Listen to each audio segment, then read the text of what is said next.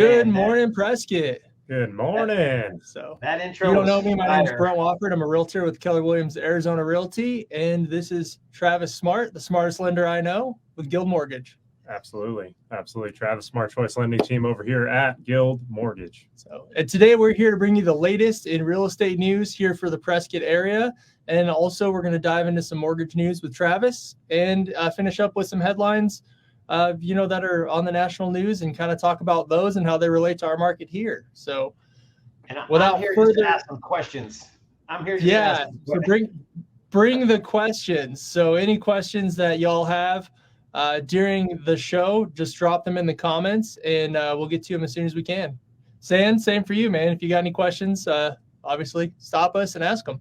Oh my, I'll be right here hanging out. So, all right. Well, let's dive into the latest market stats, unless you got something else. Oh, no, let's dive right in. Dive right in, head first. Let's go. So, cool. So we're looking at the trends for Prescott, Arizona. I've redone the slides. If you've watched this show before, typically I just dive straight into the website, my MLS access for the Prescott Area Association of Realtors. Shout out to them. They are my local source for data, and they do a fantastic job of having the latest stats right at the end of the month so I can pull them on the first of the following month. So yeah, shout out to Prescott Area Association of Realtors. Thank you for having awesome data. So that's where this data has come from. I've selected just the Prescott City data for this report, and that's what we're going to cover today. So we're talking about Prescott, Arizona homes for sale. As of August, we were at 531 homes on market. And what we're talking about homes, we're talking about residential properties, right? I'm not talking about commercial real estate. I'm not talking about land. We're just talking about houses that you can live in and you got a roof over your head. So 531 is what was on the market in August, which is the highest we've seen in the last 2.5 years. Actually, since the beginning of January 2021, 531 has been the highest. Wow. Yep. So that's great. Great news if you're a buyer. If you're a seller, not the greatest news because you got more competition out there on the market. But yeah, buyers, you have the most homes to choose from right now than you've had in the last 2.5 years. Just for fun, the lowest amount of houses on the market was actually in May. Let me move this banner here. Sorry. Bear with me for a minute. All right. Oh, I'm trying to hide it. Oh, let's get that to go away. I can't get it. Sand, can you get that banner to go away so I can see the months? Cool. Thank you. Sorry. Have technical difficulties on my end. So March of 2021, we had 157 homes on market. So if you were buying in March of 21, God bless you, because there was nothing out there. So it was a bloodbath back then. Yeah. It was a godforsaken bloodbath. So diving into the next stat that rolls directly into is supply in months. We like to look at this from the real estate and lending standpoint to give us a gauge on what kind of market we're in, right? Normally as a consumer, as a buyer or a seller, you're not really too concerned with, supply and translated into months. But just going over this data real quick, we're at 4.3 months of supply, which is the most we've been at, again, since the beginning of 2021. With March of 2021 being the lowest. So you can see this data directly correlates with how many houses were on the market. And the reason we like to convert it into the months of supply is because industry-wide, anything between 5 to 7 months of supply is said to be a balanced market. And you can see we've been under 5 months of supply for over the last, 2.5 years. So we're still technically in a seller's market, even though it doesn't really feel like that. With some of the houses, we're doing negotiations on prices, having sellers throw in credits towards rate buy downs or closing costs or doing allowances for flooring. People are starting to get creative on the offers, and we're seeing that reflected because the months of supply is going up, but we're still not at a balanced market. You have thoughts on that? Yeah, I do actually. One of the things I was just realizing or thinking about as Brent was going through the data is how we hit the highest point for mortgage interest rates in August of this year. So a couple of weeks ago, we hit the highest point that they had been at in the last over decade, right? Well, they've improved since then. But the other thing as well that he went through was how the lowest number of active listings was in January of 2021, I believe you said. March, yeah, apologize. pretty close. But that was when interest rates were at the lowest they'd ever been. So yeah, when it comes to the correlation, I wonder how much that actually truly plays into it. Yes, the highest point for interest rates was a few weeks ago. We have improved over 100 basis points in the last 2 weeks. So it's been great. And even when Brent was asking me to come on here, I was like, oh man, I think it was the day of. I was like, man, I hope they improve before we talk. And they surely have. So yeah. Cool. So next thing that you need to know is the sales price. That we get asked that all the time. What's the average sales price? What are houses selling for there in Prescott? So I put this data together here. As of last month, we were at $605,000 was the median sales price on that. Surprisingly, that's up 10.5% over the median in August of last year. Still not the highest we've seen, though, in the last 2.5 years. The highest point we saw was May of last year, and that was at $669,900 for the median price. So another stat that surprised me on this is the lowest point was actually the beginning of 2021. If I would go back into 2020, probably make a lower point than that. But yeah, starting the beginning of 2021, the median home price was $476,000. So you can see how far the prices have come in the last 2.5 years. Yeah, and it's been I think possibly a part of that is a lot more cash buyers right now, I would say, for sure. Yeah, I'm seeing the same thing. So a lot of cash buyers coming in the market from out of town. So especially the big state with a bunch of beaches on it. And a bunch of taxes for selling high-priced houses and increasing electric bills due to income. Yeah, we're gonna get some comments for that one. There's nothing wrong with it. Sorry, That was me. That was my words. Apologize. You're good. So next stat is Prescott, Arizona homes sold. So this is actually the number of home sales. So when people often ask us, how's the market doing? We can answer a number of different ways. A lot of times realtors will answer based on their own personal experience. Some realtors will say, oh, the market sucks. It's terrible. Home sales are down. And that's actually not reflected in the data. That might be reflected in their sales data. They might not be having a good time. Doesn't necessarily mean the market is bad. Obviously, we saw on that last slide, home prices are up year over year, but they're still down from the peak, which was May of last year. So you can see we did have a little bit of a correction, going back to this slide, in the pricing since May of last year. If you follow that gray trend line, it drops off. And then dropped off the beginning of this year. And then as people started getting used to 7% interest rates, the price started going back up. But getting into homes sold, which is really when someone says, how's the market doing? They're probably asking, are sales still the same? Have sales gone up? Have sales gone down? Would you say that's correct? No, definitely. So as of last month, there were 138 homes sold in Prescott. We're talking about residential properties. That's just Prescott, the city of. I'm not including Prescott Valley in this stats, Chino Valley, Paulden, Dewey, Humboldt, Mayer, any of those cities. This is just Prescott. So that's why the number is condensed and it's at 138. Compared to the last 2 years on this chart, you can see we are down. However, year over year, we're only down 9. Yeah. So that's not drastic. It's not, the market's not dropping like a rock. We're only down 9 home sales from 2022. However, 2022 was down from 2021 significantly. Which makes sense because the shift in interest rates happened in 2022. And a lot of folks were like, okay, well, I just was looking at houses for, 3% interest rate. Now I'm looking at 6-7%. And they're like, wow, no, my price point's going down. Yep. So, going back into data or recorded, data here over the last 2.5 years, the least number of sales just here in Prescott was actually 69 in the month of January this year. Oh, I think that makes sense as well. As far as like the seasonality, obviously in January, it's a little bit cooler out here. Obviously, we do have people coming from out of town because it is Arizona's Christmas town. It is absolutely beautiful, but not a lot of folks are looking at buying houses around the holidays. Mm-hmm. Yeah, and you can see on this chart, anything over by January is significantly down compared to middle of summer anyways.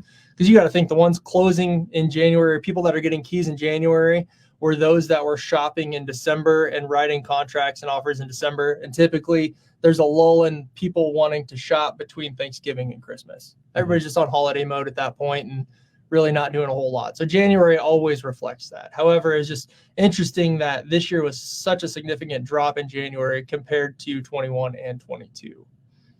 So next stat is sold to list price. So all of you buyers out there are going to want to know this information. This information is saying what is the average price a home is actually selling for versus what it's listed for on the market. And we're not taking the original list price. That there's a lot of dreamers out there that are sellers that are listing way up here when they should be listing, here. Yeah. So this is taken in consideration what was the last price that it was on the market for versus what it actually closed escrow for. And interesting enough, last month we were at 97.9%, which means the average discount was 2.1% off of list price. Well, and one of the things that we see quite a bit, and a lot of I have a lot of clients who are interested in trying to get seller concessions. Definitely look at different things. You're not going to be getting 4% seller concessions on a house that was listed 2 days ago, just hit the market that was priced right. Yeah.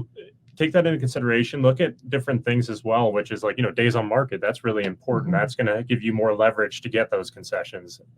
Would you agree with that? Is that something that you see quite a bit?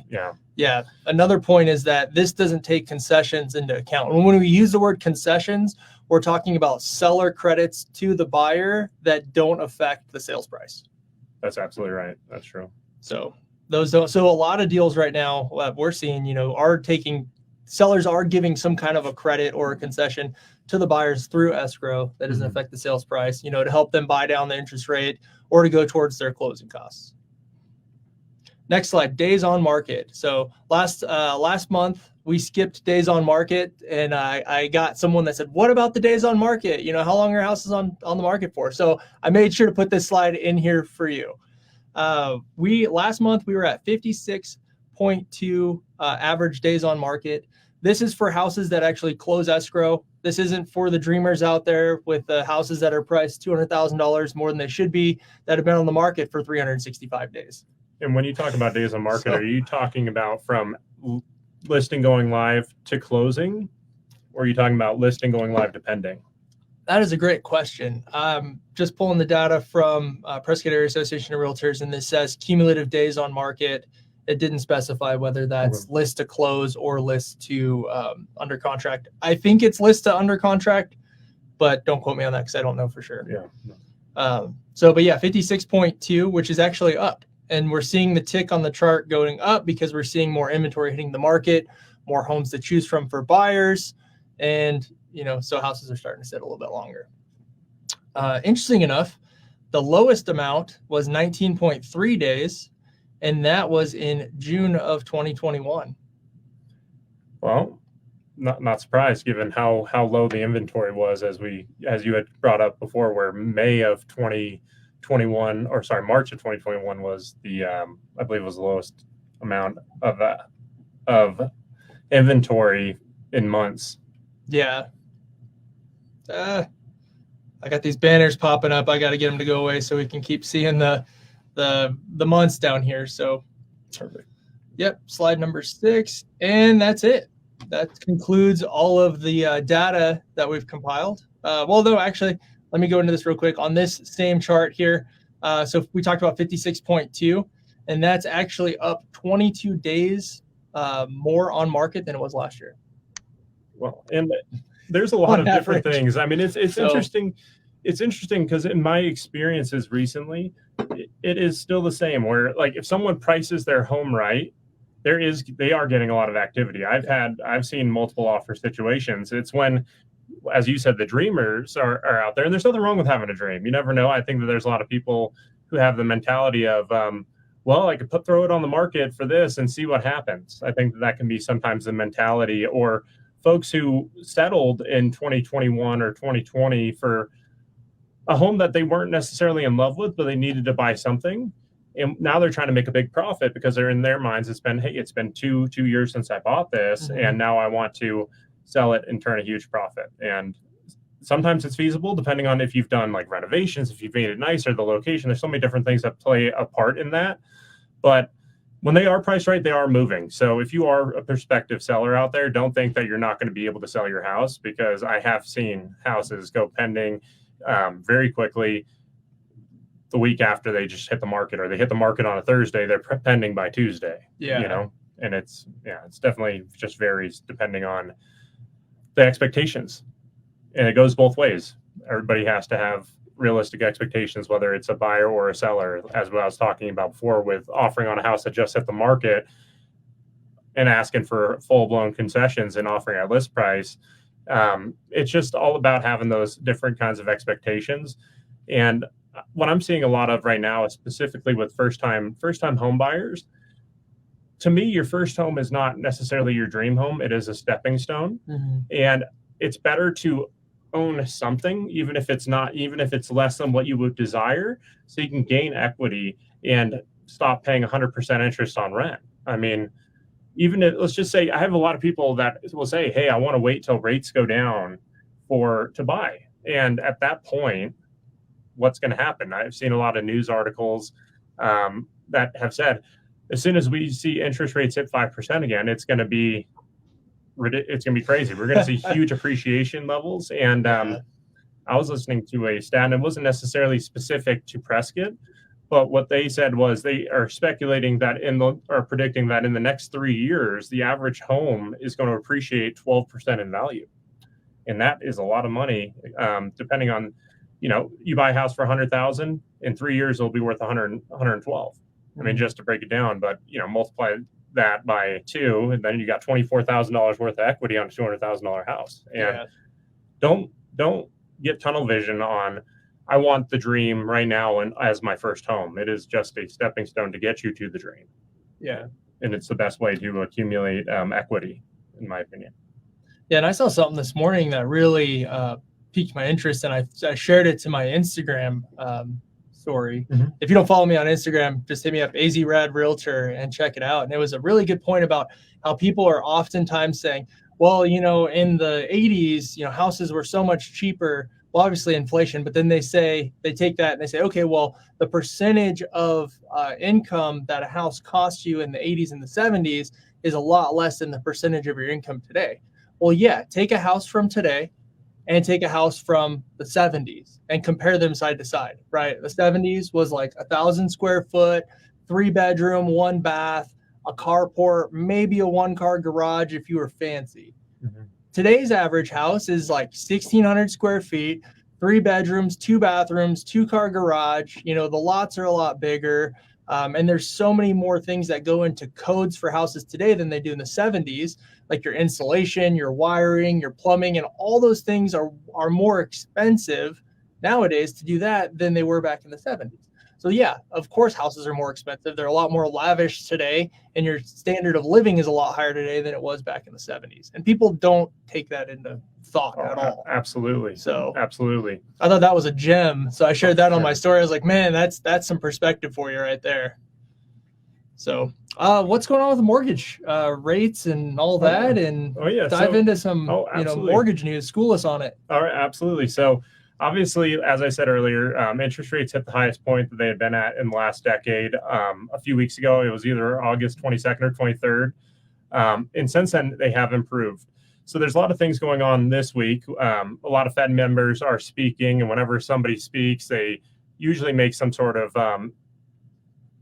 hawkish remark talking about how, we have more work to be done, and saying how essentially they're going to be raising rates. Well, today, even somebody who has made numerous hawkish remarks was saying, hey, we are seeing improvement. We believe that, maybe our work is done as far as raising, because, hey, we're seeing a lot of things go down. Obviously, when it came to the CPI or the inflation numbers that came out recently, it showed a little bit of an increase. But here's the thing to remember is they are actually replacing the numbers from the year prior. And the year prior, month over month, was 0.1%. So if you see 0.2%, then it's a year over year increase of 0.1. So it's not seeing anything actually drastically going up, or inflation necessarily peaking its head saying, hey, we're still going to keep going up. It's looking at the previous data and actually seeing, hey, we're not seeing things go up like 0.6 like we were last year, where it was month over month, 0.6% going up in inflation. It is truly going down. They are doing a lot of great things. We've seen a lot of improvement. The Fed is doing a meeting here in the next couple of weeks. They're going to be talking about whether or not they're going to raise rates. A lot of people are speculating that they're not going to at this next meeting. They're going to wait for more data. Have we been surprised before by the Fed? Yes, absolutely. Absolutely. That's the thing about predicting. But there is a lot of reasons to think that rates are going to be going down. But is there a guarantee? No. And somebody who's a lot smarter than me started talking. I've had a lot of clients or previous clients reach out to me about doing refinances, and these are refinances out of the 3% rates. And the reason being is because a lot of folks have accumulated a lot of debt, whether it's revolving or installment debt in the form of cars, personal loans. And I had a previous client reach out to me and said, I'm drowning. Please help me pay off all this debt because my credit card went from 0% to 27% overnight because it was a low introductory rate. And it's important to ensure that I understand the hyper focus on mortgage rates, but I even had a person say to me yesterday, it's crazy how people are so hyper focused on the mortgage rates being at 7% when car rates are at 10 to 15, or if not higher, credit cards are at almost 30. And student loans are going back into repayment in October. Yeah. And so even if you're somebody who's looking at selling and maybe moving into a different house, you can leverage that equity, pay off a lot of your outgoing expenses, and still possibly be saving money, even though your mortgage payment is higher. I've done a couple of cash out refinances for folks to pay off debt, and the average between the few of them is $2,400 a month of monthly savings, even going from the low interest rate to the higher interest rate. So don't get too much tunnel vision on the mortgage rate, because there's a lot of things that can help your quality of life. Yeah, great point. What do you know about the jobs report that's come out, regarding unemployment, and how is that in line with what they're trying to target? So the Fed likes to move their target quite a bit. So it can be something like, oh, we're focused on the CPI inflation because that's what the consumers and the American people feel. Oh, no, we're going to look at the core inflation. Oh, no, we need more people to lose jobs. So they're skeet shooting? They are actually. Shotguns, as a matter of fact, moving targets? For sure. But one of the biggest topics is like what Brent just brought up, the jobs numbers. Well, the jobs numbers that came out last week weren't as good as they had been as far as like new, people who are getting employed, new job creations. And the other thing as well is they did a revision last week that showed that the actual jobs numbers were over 300,000 less than what they had seen. So what makes me wonder is, as they go through and they do these revisions, how many more revisions are there going to be to the downside where the labor market isn't as strong as what they had been seeing, or they thought from the data they were seeing? Whenever I talk to different people, there's people who are going through and who are doing great. There's people who are struggling, and you would think that those things would be taken into consideration. But another thing that isn't necessarily taken into consideration is a majority of the job creations are part-time work. It's not full-time jobs, and the average hours worked actually went down over an hour, which equates to millions of less jobs. 1 hour per employee less a week equates to millions of jobs across the nation, and that's being missed in my eyes. Wow, that's Wasn't that crazy. an effect that the Fed was expecting to happen? Sorry. I didn't mean to interrupt. You're good. So, obviously talking about the whole jobs coming up and coming down, that was pretty interesting that you were saying that, people are not actually, doing that many hours. And it's kind of like, what happened? Doesn't people have to work in order for them to survive? I had a transient the other day, which probably totally like squirreling, whatever. But I said, hey, do you have a job? And he goes, yeah. And I was like, what are you doing? He goes, panhandling. So I don't know. Maybe they're not reporting their jobs. Well, Anyways, and I the wanted other to start that, but maybe people are just not reporting their jobs, and that was what's creating this weird bubble. I don't know. Just want to throw my well, 2 cents and my little jokes oh, around there.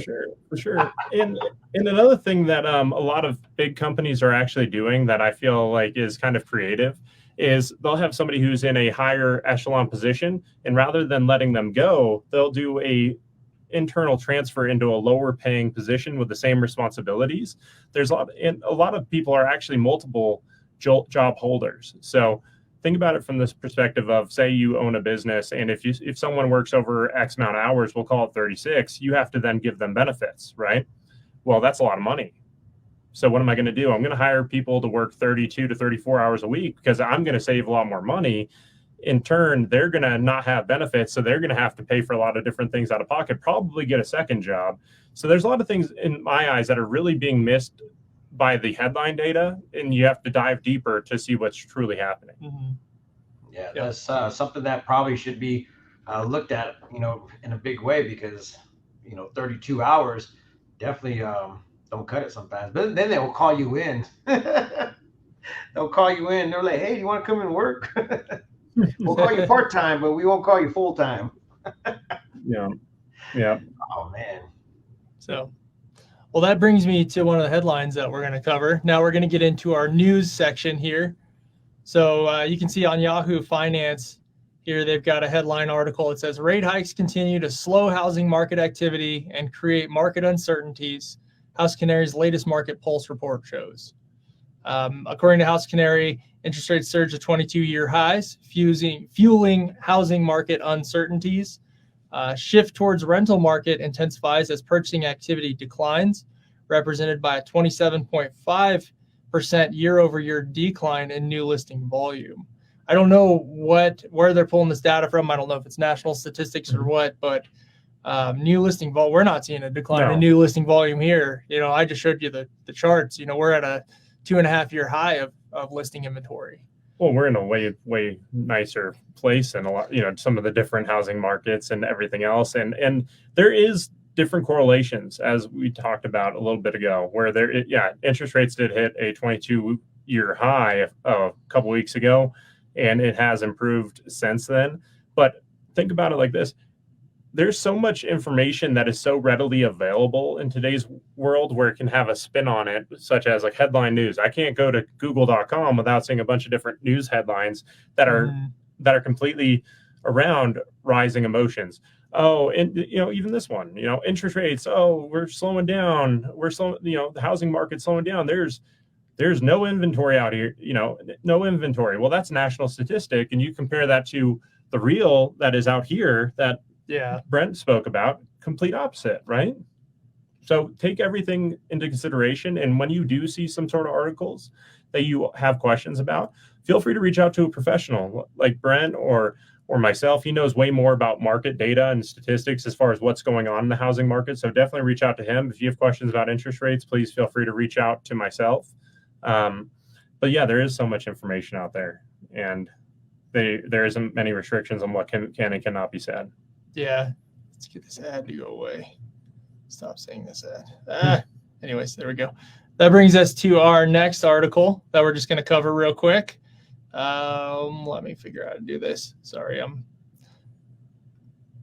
bam, there we go. Surging mortgage rates. Oh no, yeah, that's it. Surging mortgage rates and near record home values have sparked an affordability crisis, but house prices may keep climbing anyways, one expert says. Well, it sounds like, just between these two articles, which were the first two that, like, two of the first five that came up when we were looking at different articles to discuss, completely contradict each other, right?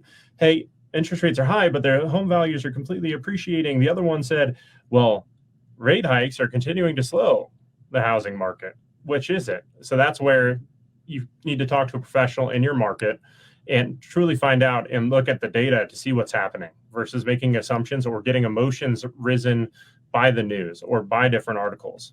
Yeah. So this article does quote and say the average 30-year fixed mortgage rate is over 7.5% today, up from about 3% at the start of last year. St. Louis Fed data shows that. That's where they're sourcing it from. Yet home prices climbed by nearly 1% month on month in June and are now within touching distance of their peak of last summer. So we went over that data here in Prescott. We are not close yet to the peak that we saw last summer, but they are trending upwards, even though inventory is also trending upwards, which is very interesting. Yeah. Because typically that doesn't correlate.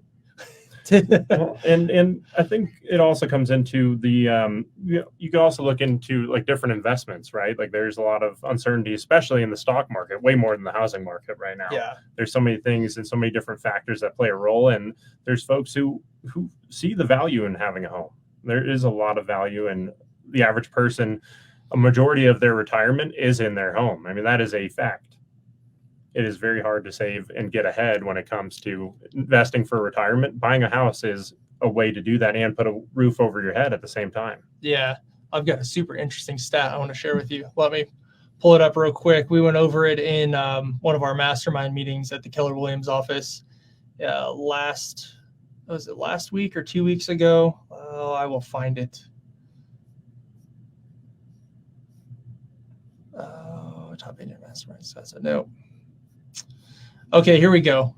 You might find this interesting. So the percentage of homeowners that do not have a mortgage. Do you know what that is? You want to guess?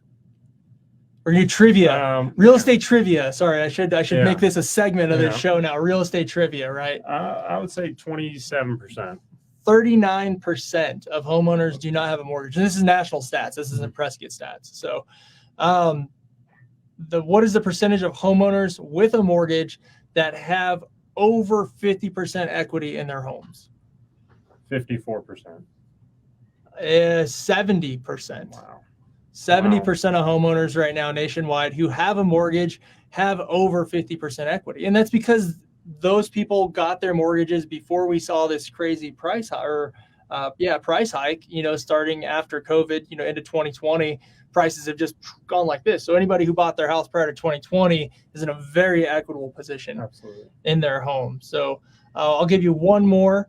What is the percentage of homeowners with a mortgage that have less than a 5% interest rate on that note? You're a mortgage guy. Yeah. 62.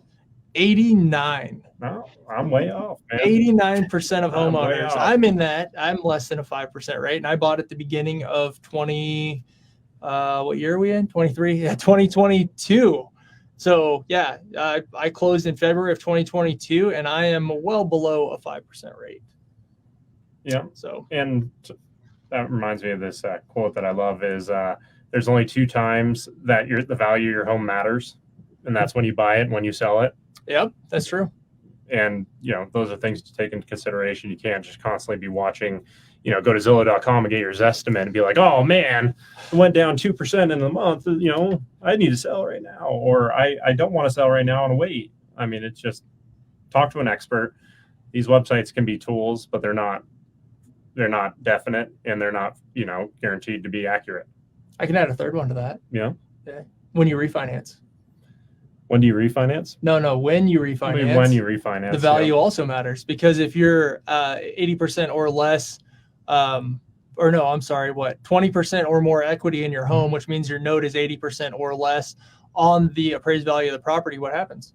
If it's a conventional loan, you can get rid of mortgage insurance, or if it's an FHA loan, you can refinance into a conventional loan and get rid of mortgage insurance. Which makes your monthly payment go down. Absolutely.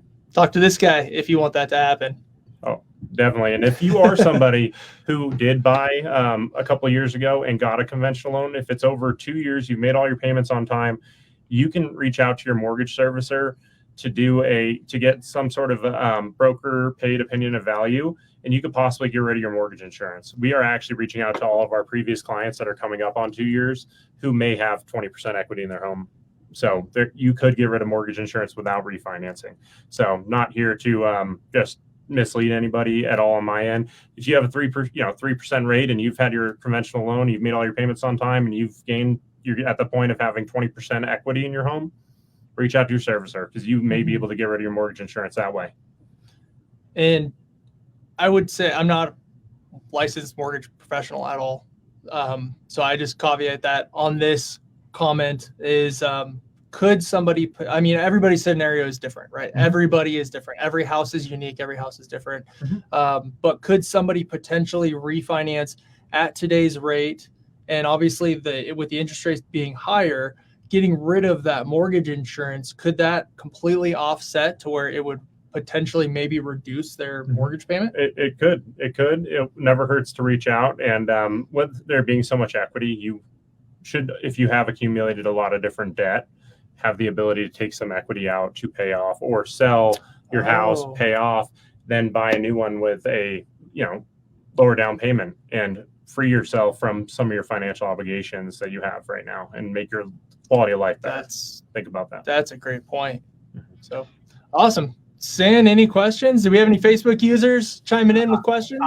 Awesome pasta, man. That's a freaking, like, you guys are so knowledgeable. Every time I listen to you guys, I'm just like, man, you guys got this beat on it.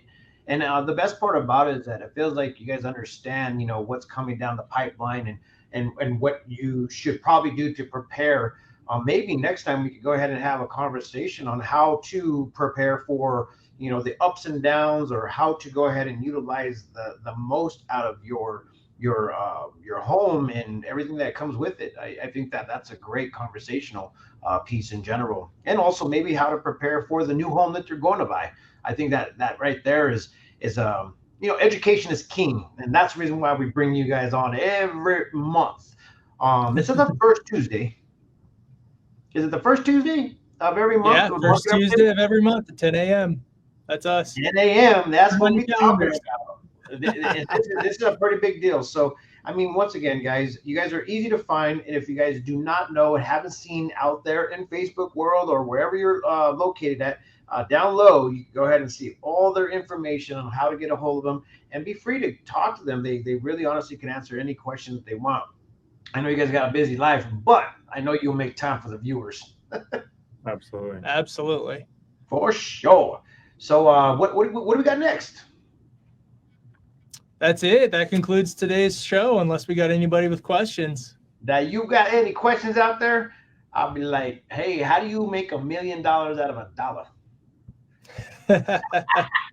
$1 at a time. $1 at a time. I was like, you know what? I'm offering everybody to give me $1 today, and I'll give you the key to happiness. And just start giving everybody hugs. All right, guys. Well, this is pretty awesome. I can't wait for the next one. With that, Travis, thank you so very much. If you guys don't know who Travis is, I'm just going to go ahead and put up his beautiful team right here on the screen itself. And if you guys want to get to know him better, once again, all of his information is down here at the bottom, scrolling around, doing its thing, and as well as my buddy Brent coming with that knowledge, man. This is huge. Very huge. So see us out, Brent. We're out of here. All righty. Thanks for joining us today. We'll catch you next month. Yep. Thank you.